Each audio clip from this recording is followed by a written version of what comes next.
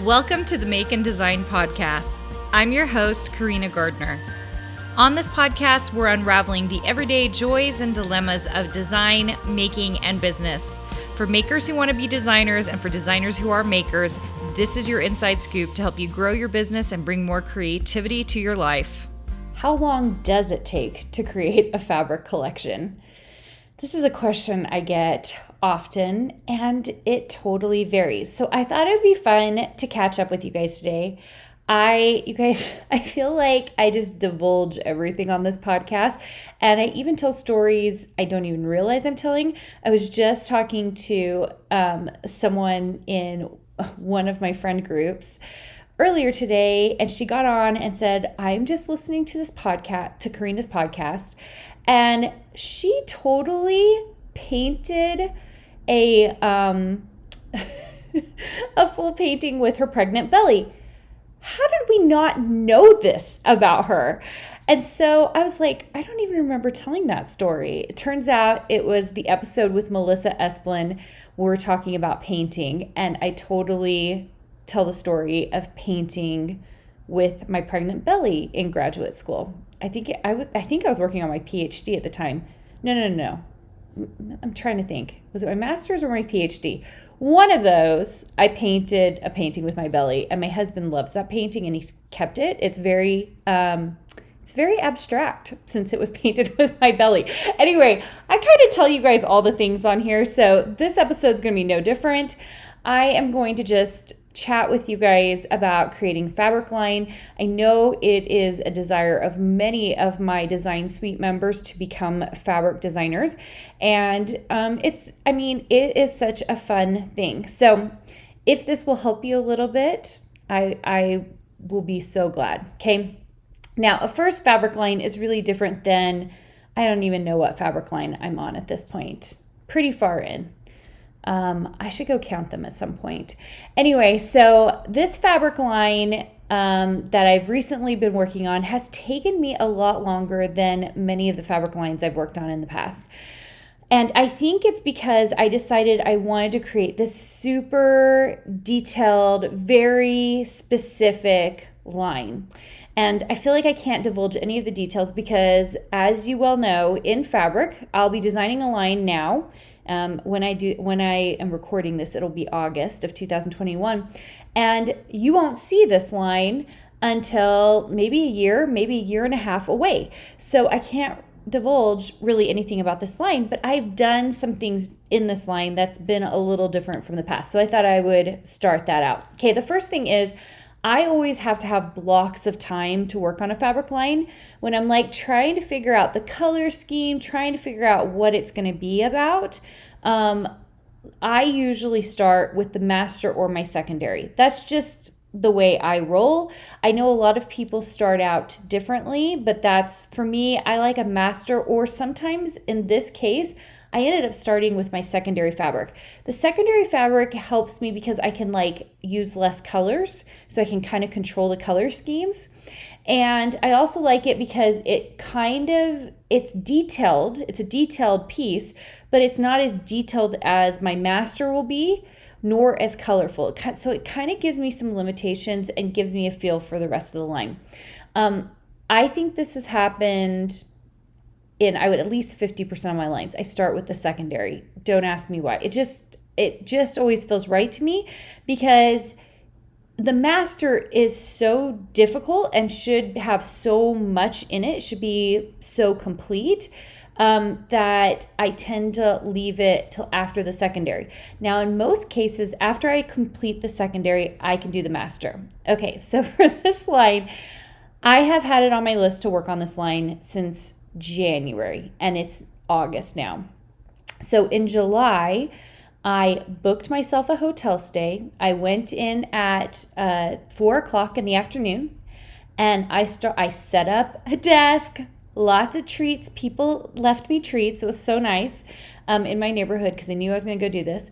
I set up the TV. I actually turned on Gilmore Girls because I've watched it about a dozen times because I don't have to watch it, right? It just sits on in the background while I'm working. It's like my white noise.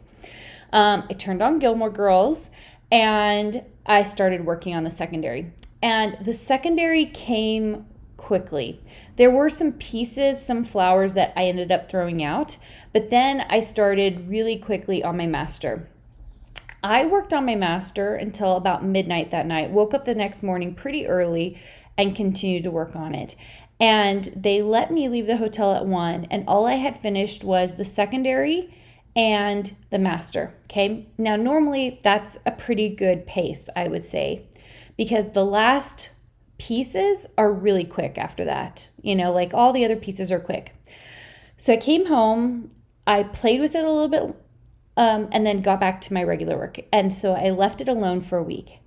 I came back to it. You guys, I hated the master. Like, I hated it. I looked at it and I was like, this is not right. It is not the feeling I'm trying to get to. It's not like the look I'm wanting. And I put it in my outbox. I keep everything, but I put it into a folder called out. Everything else except for the regular business maintenance I needed to do off my list, and I said, I'm going to finish the fabric line this week. I all videos, all everything except for this podcast that I'm doing on a Friday.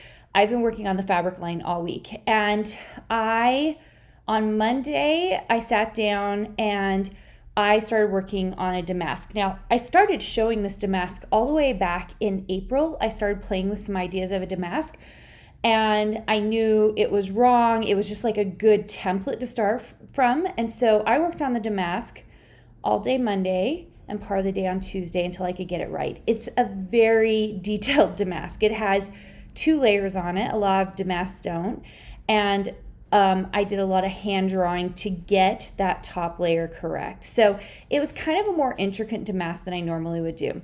And then I spent a couple of days kind of mapping out the rest of it, working on some blenders. And I am now to the point, and I changed the colors, like totally changed the colors. And then I am almost done. Today I'm going to finish the last 2 pieces, and then I have a master left. You guys, I never leave a master fabric piece till the very end, but I did this time because I had such a clear idea of what the other pieces were going to be to make this a full collection. And I have a really good idea in my master what needs to happen, but I needed to get the colors correct. I needed to get the rest of it correct for me to really sit down and work on the master. So the goal is to finish the whole line by tomorrow. So that means I have to double down and make sure the master gets finished tomorrow. So how long does a fabric line take? Okay, so based on that, a weekend plus a week basically is what it's taken me. Now, I have created a lot of fabric lines. So if you're thinking about your first fabric line, I remember those fabric lines taking months. Now, that's not a discouragement. I would do what I did this time, which means I would do a little bit and then I'd walk away from it. I'd do a little bit, I'd walk away from it. One of the problems with being an artist or creative is sometimes we get so stuck into our work and we're loving what we're doing, and then we walk away and we come back to it and a couple of things happens. One, you see it and you're like, this is perfect, it's awesome. The other thing that happens is, oh my gosh, that is so ugly. I can't believe I thought that was gonna work. Or the other thing that happens is you look at it, you think it's beautiful, but it just doesn't fit. That happens to me a lot. Like where it's a really pretty piece, but it does not fit the rest of the collection. And that is what happened this time. I saw the master and I was like, that might be something great for another day, but it is not great for today. It doesn't work for the current collection, which made me so sad, but it didn't feel right. And one of, I think, the reasons people become good fabric designers is because they don't get attached to their work. If I send this in and Riley Blake says to me, Carina, we don't like piece number 5. Either I can make an argument for why I think it's perfect, or I can create a new piece for it. And I have to really pay attention to see why they're saying a certain piece doesn't work in a collection. So those are some ideas and thoughts. I'm excited for you guys to see this collection. I've given some sneak peeks while I was like doing all the sketches and doodles, but really I haven't shown like what the real collection is going to look like. And hey, who knows? Riley Blake could come back to me and say, we hate this. You guys, that happens all the time.